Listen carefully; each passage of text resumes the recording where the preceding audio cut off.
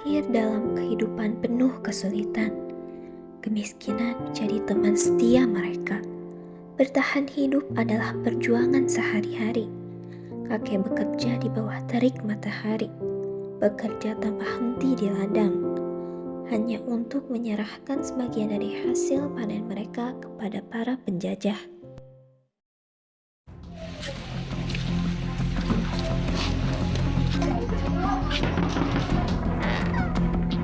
Kamu keluar! Ada apa Tuan? Jangan banyak bicara, mana upeti bulan ini? Maaf Tuan, hasil panen bulan ini kurang mumpuni, jadi kami butuh waktu lebih. Alasan, kalau tidak bayar kalian akan tahu akibatnya. Kami akan kembali besok. Kalau kau tak punya uang, kami akan kembali mengambil sesuatu yang lain.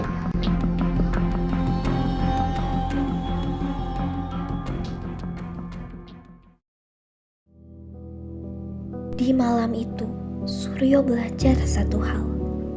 Dalam dunia yang keras, kelemahan hanya akan menghancurkanmu. Tahun-tahun berlalu, Suryo bertahan dari kerasnya dunia. Tapi sesuatu dalam dirinya telah berubah. Kemiskinan dan ketakutan menghapus kelembutan yang seharusnya ia miliki.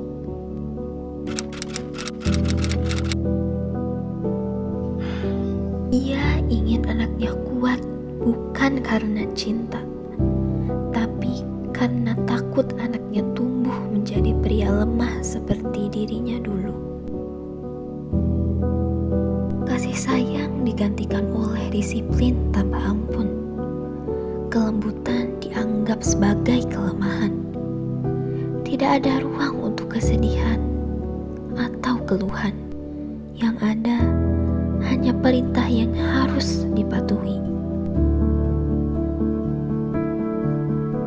Anak itu tumbuh dalam bayangan seorang ayah yang dingin.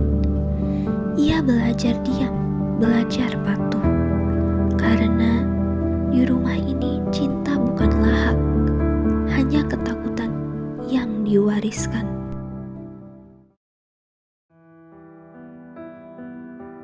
Waktu berjalan, anak itu tumbuh besar. Ia membawa luka itu bersamanya, bukan di kulit, tapi di dalam hatinya. Luka yang ia pikir bisa ia lupakan, tapi justru semakin dalam setiap kali ia mencoba menepisnya. Ia selalu berkata bahwa ia tidak akan menjadi seperti ayahnya. Tapi tanpa sadar, suara yang keluar dari mulutnya adalah suara yang dulu ia takuti.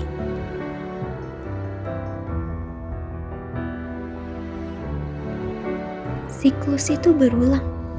Rasa sakit diwariskan dari satu generasi ke generasi berikutnya. Sampai seseorang akhirnya memilih untuk menghentikannya.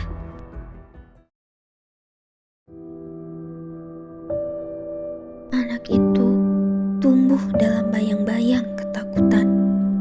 Ia tak tahu bagaimana rasanya kasih sayang yang tulus. Hanya memahami aturan yang harus dipatuhi. Tapi dunia di luar rumahnya mulai membuka matanya.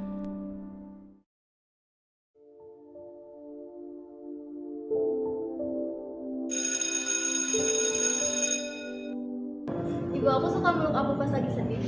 Asli, ayah aku juga kayak gitu. Ayahku juga suka bantu aku belajar.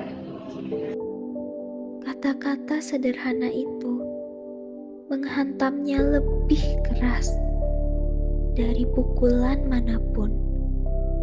Sebuah kenyataan yang begitu asing baginya, bahwa keluarga bisa menjadi tempat yang hangat, bukan medan perang.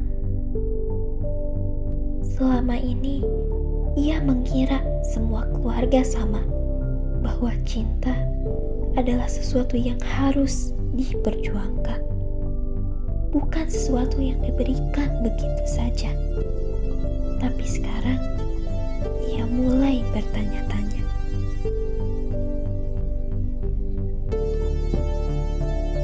Ia melihatnya dengan jelas sekarang, sebuah rantai yang tak terputus. Dan di dalam dirinya tumbuh keinginan untuk menghentikannya.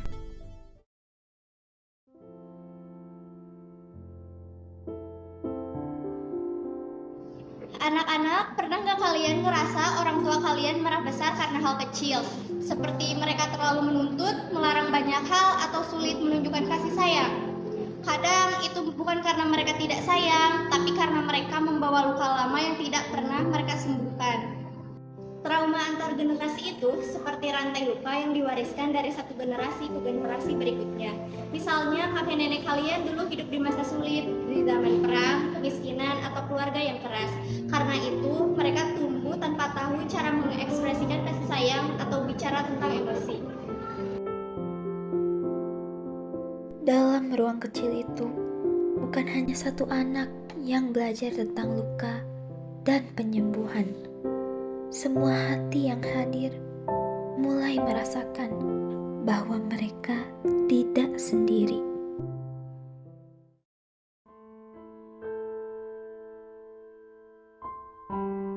Kadang, orang yang bertindak kasar bukan karena mereka jahat, tapi karena mereka sendiri pernah terluka.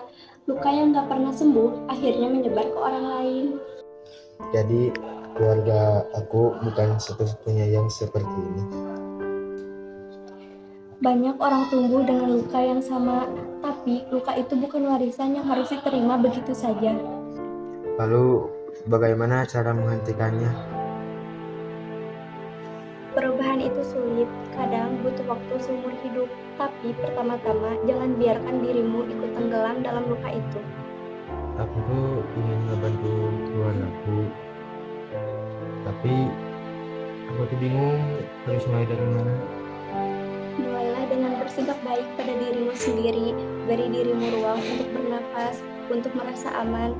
Kalau kamu bisa menjaga cahaya dalam dirimu, mungkin suatu hari nanti cahayamu bisa menerangi mereka juga.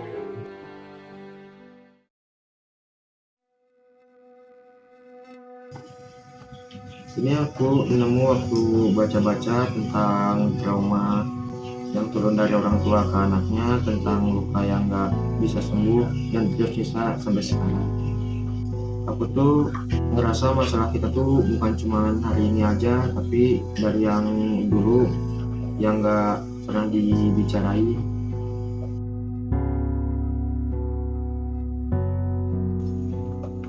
Jadi, kamu sekarang ngerasa paling ngerti cuma karena baca tulisan orang.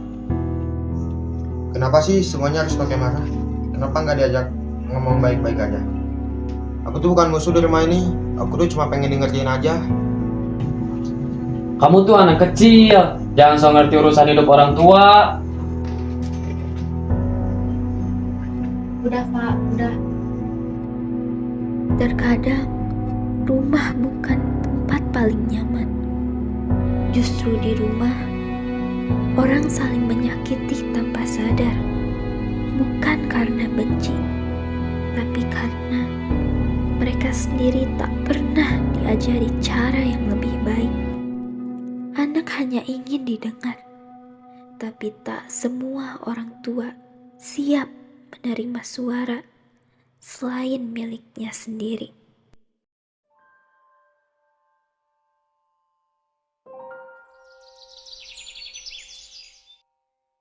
Pohon ini sudah berdiri sejak kakeknya masih kecil, menyaksikan 3 generasi mencari tempat berlindung di bawah dahannya, menyimpan bisikan-bisikan dan air mata yang tak pernah terucap.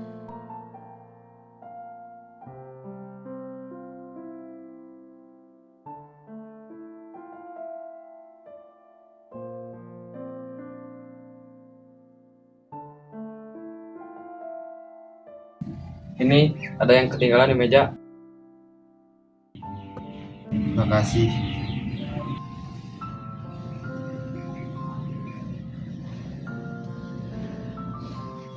Dulu kakekmu juga sering duduk di sini.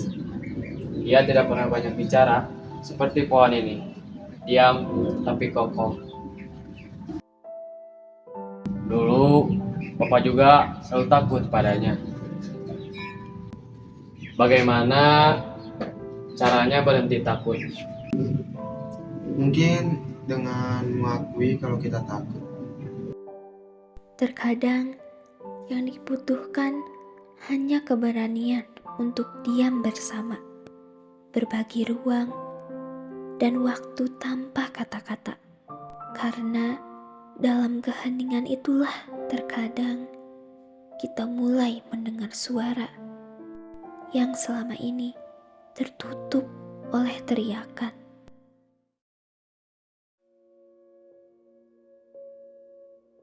Luka yang dalam tak pernah hilang dalam semalam, apalagi luka yang telah mengakar selama bertahun-tahun, terbawa dalam darah dan diteruskan dari satu generasi ke generasi berikutnya.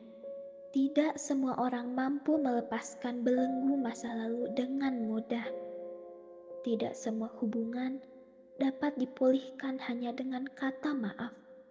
Namun, kesadaran untuk mengenali pola yang merusak itulah langkah pertama menuju kebebasan. Kita memang tidak dapat memilih keluarga tempat kita dilahirkan. Tidak dapat mengubah cerita yang telah tertulis sebelum kita ada. Tetapi kita memiliki kekuatan untuk menulis ulang akhir cerita kita sendiri. Dengan memilih untuk memahami alih-alih menghakimi. Dengan memilih untuk menyembuhkan alih-alih membalas dendam. Dengan memilih untuk mencintai alih-alih melanjutkan kebencian. Karena setiap generasi memiliki pilihan meneruskan luka atau mengakhirinya. Dan hari ini kita memilih untuk mengakhirinya.